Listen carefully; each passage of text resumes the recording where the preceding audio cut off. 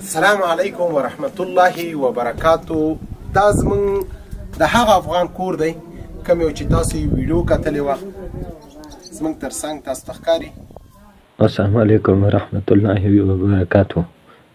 زه ستاسو یو غریب ورور د ننګرهار کې جلال آباد ښار کې قرآن شریفونه شکرانه کوم. د ژوند د سختو تندو تکلیفونو سره مخ یم.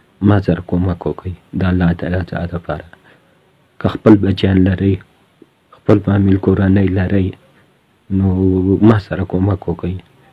قسم په خدای چې هر چا ما سره کومک وکړ چې زه خپل د دې روجي نیمایي برخه ثواب دې ته بخم. دې تر څنګ زمونږ یو ورور دی چې په بلجیم کې اوسېږي. 200 یورو د هغه د خوانه هم پکې مرسته شوې ده. 200 یورو د هغه د خوانه. الله رب العزت دې د نړۍ ټولو مسلمانانو سره د خپلو خزانو نه کومک وکړي.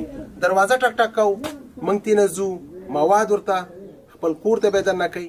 ورباد نکړم د بادشاه په بادشاه ژوندونه